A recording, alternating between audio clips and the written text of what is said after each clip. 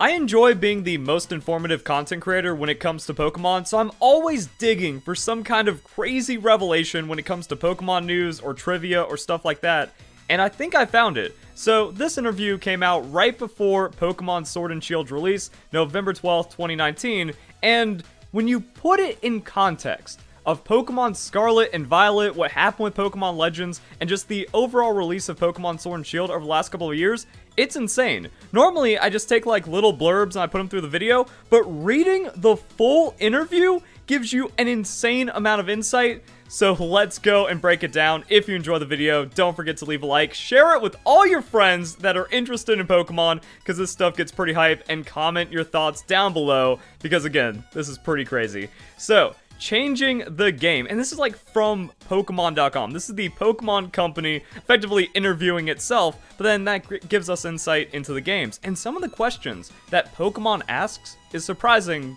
to hear it come from Pokemon.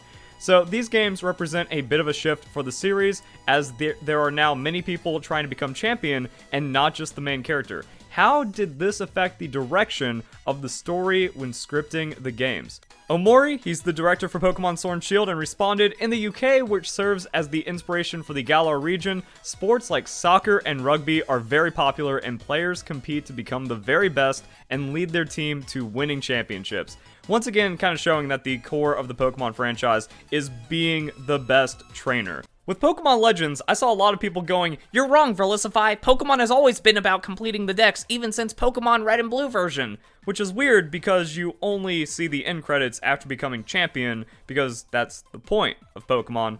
But this kind of sports journey is also a very popular genre in Japanese manga and anime.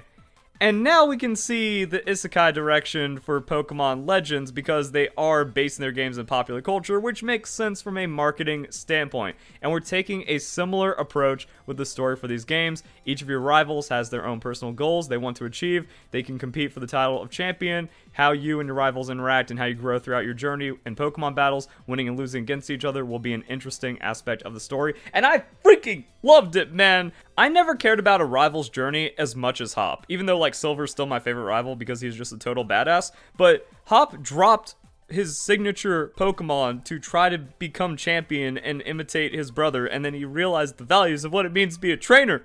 It's incredible, and then Marnie was just really cool to follow as well. So, from what we've seen of the wild area, a free-moving camera works really well in a Pokemon RPG. Like, they're actually just trying to, like, really hammer it about the Pokemon RPG and these other elements they've been putting in outside of, like, traditional gameplay up until this point. Would you ever want to create a fully open-world Pokemon game? What's crazy is, like, the interviews in 2018 for Pokemon Let's Go, even 2017 for Pokemon Soul and Moon. Remember, like, I believe it was Game Informer, where they had, like, that sit-down and they did videos with Junichi Masuda and Omori. They're like, hey, what about an open-world Pokemon game? And Masuda said, anything's possible. And then, like, in Pokemon Sword and Shield, we're like, hey, we have the open-world elements we're looking for. Well, now, the Pokemon Company, before even the release of Pokemon Sword and Shield, like, just hammering it in. It almost seems like Pokemon Scarlet and Violet finally being open world is the result of years and years of people going, you know, we really do want an open world Pokemon game now that the genre has exploded because of games like Breath of the Wild. And now with like Elden Ring setting the precedent, but also Elden Ring's development has been known for many years, and other game developers are going to pay attention to Elden Ring before it's released and maybe even have access to it early. So there could be even Elden Ring inspiration inside of Pokemon Scarlet and Violet. But yeah, like even the Pokemon companies, like, what about the open world right here? We always want to come up with new surprises for our players with each new Pokemon game. This is our first time introducing the free camera movement in the series, so we're excited to see how players respond to it once they get their hands on the games. We'll think about what to do in the future based on those reactions. Unfortunately, most of the response around Pokemon Sword and Shield was about the National Dex, and the Bring Back National Dex movement is still one of the most toxic, invalid things that has ever happened in the Pokemon community, and I don't know what that response is going to be, but overall it seems like the wild area was pretty well received. Pokemon Sword and Shield introduces several interesting ways to train Pokemon outside of battle, such as Pokemon Camp, Pokejobs, and new items like mints. Why did you feel that this was important? Like, man, this is a really good interview for people that are serious about Pokemon, because yeah, like the mints, when I saw that feature of like, this is the greatest quality of life in Pokemon besides like the Nature Lady and catch combos for Pokemon Let's Go, but it was really just like the access for getting strong Pokemon were just going up and up, and the acknowledgement is very surprising for someone that's been a lifelong Pokemon fan since the very beginning like me. Like, if you were competitive back in Gen 4, Gen 5, you know. The Destiny not Gen 6, like, changes, holy crap. We felt that it's important for all players who spend a lot of time with the games, even if they don't focus on battling, to be able to finish the main story. And this is also where we could probably see where a lot of the complaints about the game being too easy can come from, because it's only from a good place with the developers. They just want people to experience the story, and Pokemon has always put the difficulty in the post-game, in the competitive battles. I don't understand why there's like so much negativity towards Pokemon for being quote-unquote too easy when it still has its own challenges along the way, but also when that's never the goal and that was like never the point of playing the story. You want difficulty, do the battle tower. Get slapped out by some shenanigans. And what people fail to realize is that Pokemon cannot be difficult. There is no hard mode that adds a difficulty to the game. At the end of the day, once you understand all the type matchups, all the Pokemon typings, and like move optimization, the game is going to be effectively solved and just very easy. Also, at any point if you're struggling, just spam X items. They're not going to remove X items to just be like, well, now you have no option. I prefer that there's more alternative ways of beating a game than strict linear difficulty. You can make Pokemon Sword and Shield more difficult by kind of just rushing through the wild area instead of farming up dens, getting candies, and then overleveling your Pokemon. Also, like, kind of beating a gym, going back to the wild area, catching the new, like, level bump that happened in the wild area, and then kind of exploring from there. Also, if you, like, dodge trainer battles or not grind as much on, like, wild Pokemon, there is going to be difficulty there. But at the end of the day, it's Pokemon. Once you know it, you can't really bring that difficulty back in. This isn't like Pokemon Red and Blue version where you're using physical moves on special Pokemon, or you don't even understand what same type attack bonus is. Now, there's also a couple of other things that have happened with modern Pokemon, like you get early access to stab moves, so your starter Pokemon effectively starts off with Ember, Razor Leaf, whatever move, Bubble, whatever move, and that's actually going to pretty much speed up the game permanently from there, because now every Pokemon encounter in the wild is going to go quicker, you're going to be getting levels faster, and then that's going to kind of jumpstart and snowball the game more so than the older games. But at the same time, the older games, all it does is just remove like 30 minutes of grinding on wild Pokemon, a couple Pokemon Center trips, and then you're in the same spot. I find that quality of life, not game too easy. Now, that might have seemed like an unnecessarily long side tangent. I'm honestly kind of surprised on how far I ended up taking it, but overall, we do need to consider these things for the scope of a new Pokemon game. Pokemon Sword and Shield was deliberately designed with all of this stuff in mind. We can see with Pokemon Scarlet and Violet, they are fully embracing the open world experience. The Pokemon series takes a new evolutionary step, allowing you to explore freely in a richly expressed open world. They're just like, up front, this is it. This is what you thought Pokemon Legends would be. This is everything you want in the Pokemon game, even up to the free exploration. So there's definitely going to be a linear path where it's like, hey, if you want to take like, you know, the easy way or the recommended don't get lost way, there's probably going to be like ways of like kind of keeping you in there. But at the same time, you still have like free exploration, free expression, and with the game designed around that, I'm pretty sure it's going to be successful in those regards. Not like, oh, it's the open world game, but it's game free, so they're going to make it childish and handholdy. I don't think so, because you have to look at the design direction. Like, we can see that Game Freak is actually really good on being deliberate and executing on their plan. If you disagree with the plan, that's going to not be a good sign for the game, but they do go through with it. Except for Pokemon Legends, but I have a million videos on that already. So there's a lot of different ways for players to have fun playing with their Pokemon outside of battles, such as Pokemon Camp. We felt it wouldn't make sense for players who spend a lot of fun time engaging with those gameplay features only to end up underleveled, unable to progress in the story, so we decided to give experience points for playing at camps. Our thinking was the same with the other new ways to train Pokemon that we introduced in these games. So they just don't want you to be underleveled. Wow. And when you take in everything that we now know about Pokemon Sword and Shield, I feel like it makes sense. And even this part right here, the other new ways to train that were introduced in these games, I feel like it's more talking about the wild area as well as Pokejobs, but like the wild area, because if you spend hours in the wild area just grinding dens, because it's a fun, engaging gameplay loop, and if you have your friends on it, or you want to find rare Pokemon or specifically targeted Pokemon that normally you wouldn't have access to in this kind of game, or like at this point of another main series Pokemon game, yeah, you're going to end up ahead. That's because you put time into it. I think maybe a problem is that people don't realize the grind was removed. Like, the grind was changed. It's not a grind to be like, oh man, this guy beat me, now I need to fall back, hit up a Pokemon Center 20 times, like, KO like 100 wild Pokemon. The grind was actually moved into something so fun, you forgot you put in the time into the game anyways, and then you complain that it's overleveled, even though you put the time in that would have overleveled you in any other Pokemon game. It was just actually more fun.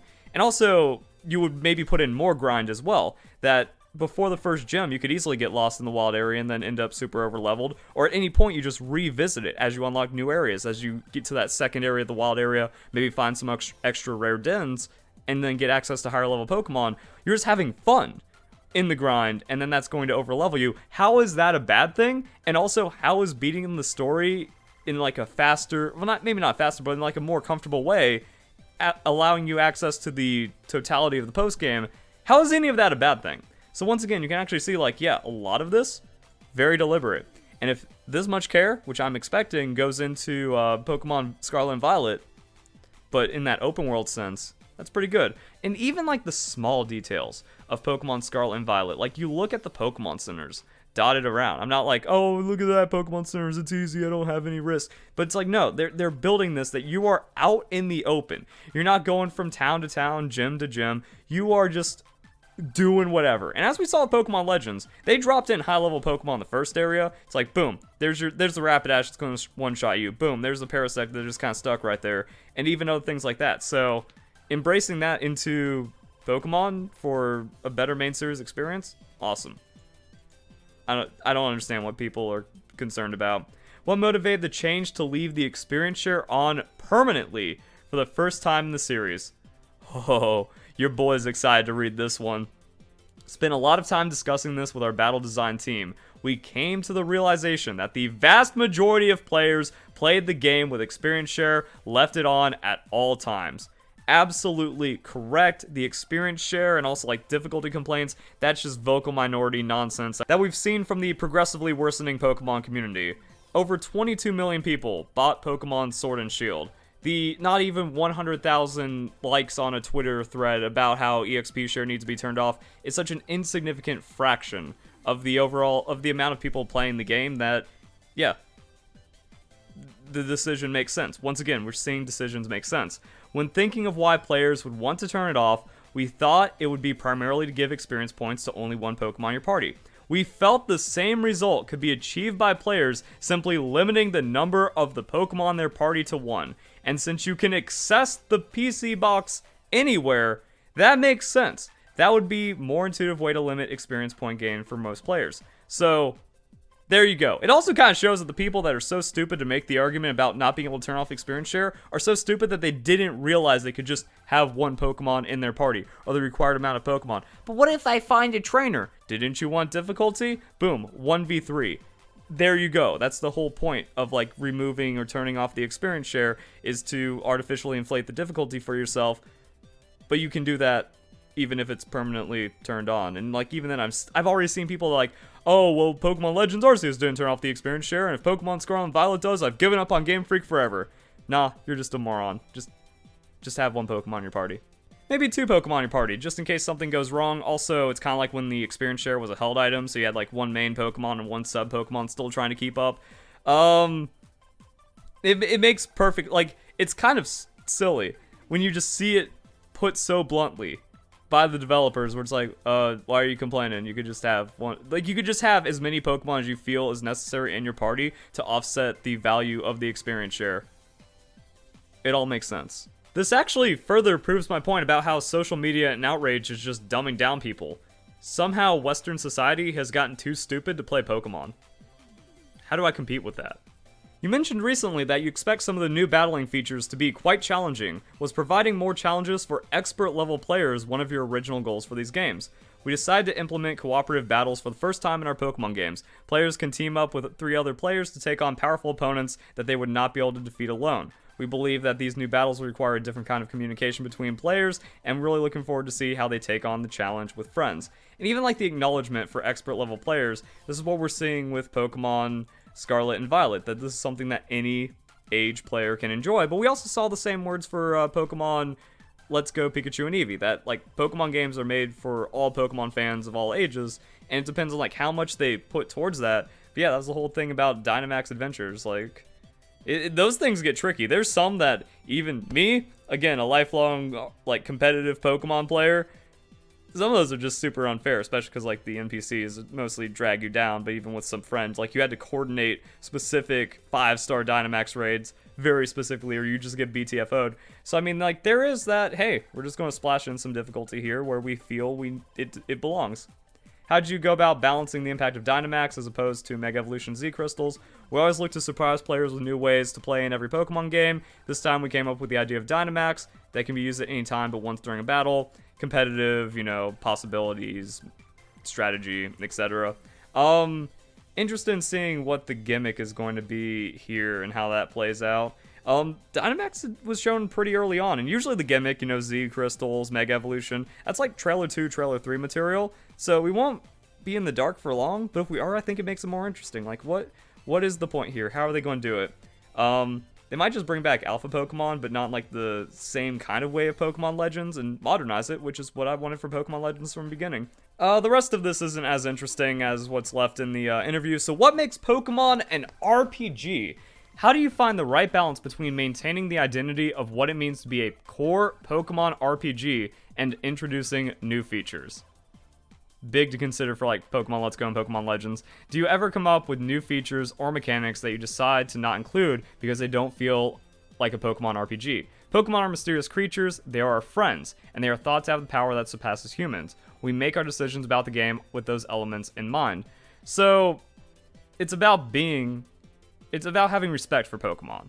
That's also why I don't like Pokemon Legends, because it doesn't have that respect for Pokemon. You can see in so many interviews where it's like, yes, it's about being a Pokemon trainer and embracing that adventure. My last video, which you should watch if you already haven't, also just hit up my Pokemon Scarlet and Violet playlist because, again, I'm bringing the best discussions that you can find in the Pokemon community. There is so much regard for being a Pokemon trainer that I feel that the Pokemon community just does not respect anymore, and that's because we just don't have as many lifelong Pokemon fans from the very beginning that have this respect. If you came in during Generation 5, you came in during an anti-Pokemon generation, or like an anti-core Pokemon generation, and I think that's what's creating these rifts in the Pokemon community.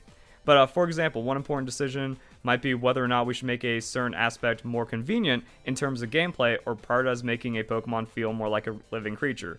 And these interviews go back to like Omega Ruby and Alpha Sapphire. Like, why do IVs exist? It's because each individual Pokemon is a unique creature, and they don't want to just be like, oh yeah, here you go, perfect instant Pokemon, which is why we haven't seen a battle simulator, is because Pokemon are still supposed to be special, and it's good to see the developers holding on to that.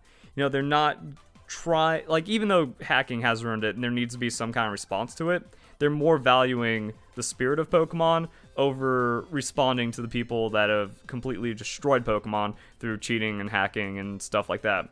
Another important core aspect of Pokemon is that while you may first encounter Pokemon as an enemy in battle, same Pokemon become your ally if it joins your team. I disagree with that for Pokemon Sword and Shield because there's just strong Pokemon and you can't catch them no matter what, so that's one of the things I want to see removed in Pokemon Legends. They didn't do that. I'm hoping for the true open world Pokemon adventure. If you bash your head into the wall, you can overlevel and overgrind, much like if you find a very, very difficult enemy like in Breath of the Wild or Elden Ring or something, even if you have absolutely no right beating it, through enough grit, determination, and strategy, you can make it happen. I mean, again, Breath of the Wild speedrun is you beat the plateau, you go straight to Ganon and win. That's what makes an open world game an open world game. So as much of that can be incorporated in Pokemon Scarlet and Violet, game's gonna be perfect. After you introduce a new feature or mechanic in Pokemon RPG, how do you determine how it will be brought forward into the next games? Weird thing is, a lot of quality of life kind of shuffles around. We always take player feedback into consideration. We consider what is possible with latest evolutions of hardware, as well as how people's interests change over time when coming up with new features and systems, how they will fit into the existing feature set.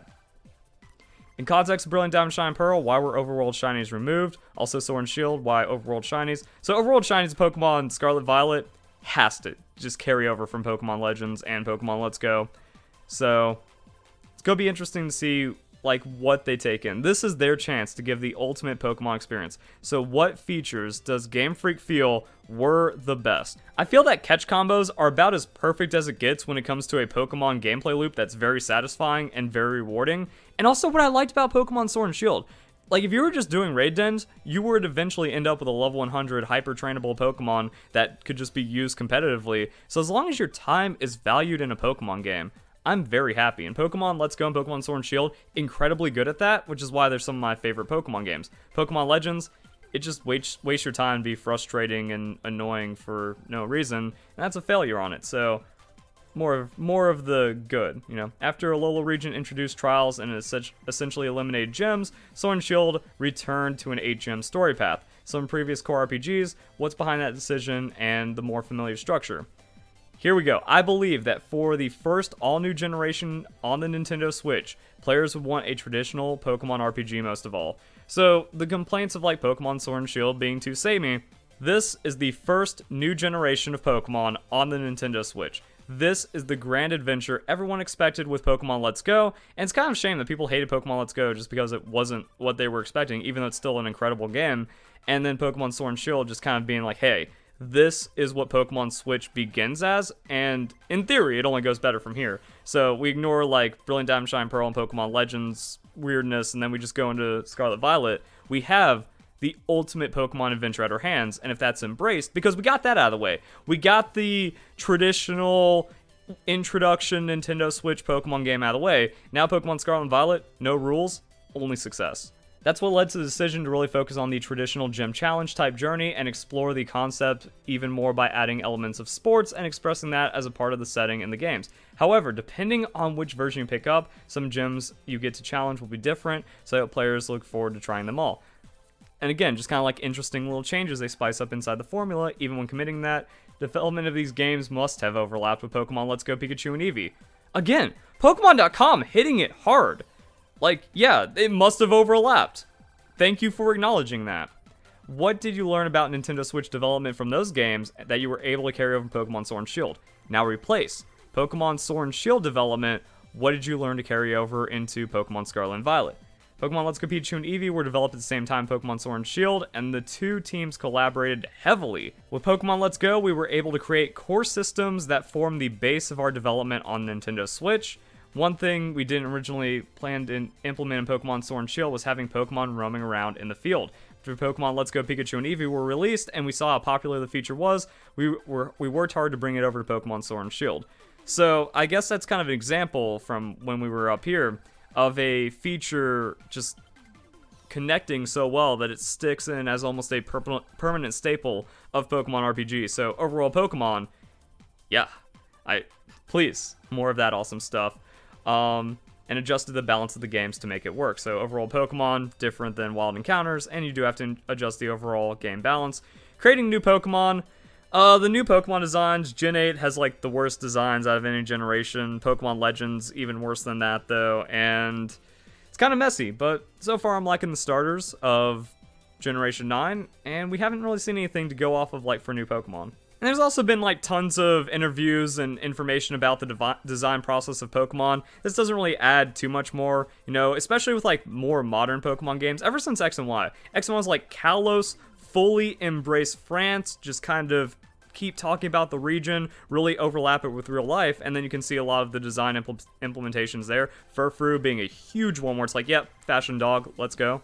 And then the Alola region, you can see a lot of Pokemon designs with that influence, also just creating regional variant Pokemon. Same thing for the regional variants of the Galar region, and you can just kind of see how a lot of those designs make sense for something UK inspired.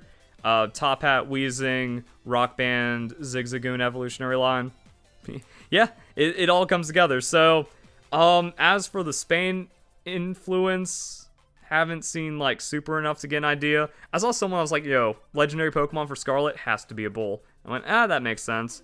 So I hope they don't lean into it too much. Personally, I don't like that as like a soft restriction. I feel that goes into some of the designs. I think Pokemon generations can also work really well when you just make creatures that are cool looking to just expand on the generations. And maybe that's like a failing in Gen 8, was that they like hindered themselves too much. But then at the same time, Generation 7 is one of my favorite generations when it comes to all of the Pokemon designs in general. Like, a lot of them are really good, and there's very few bad Pokemon designs in there.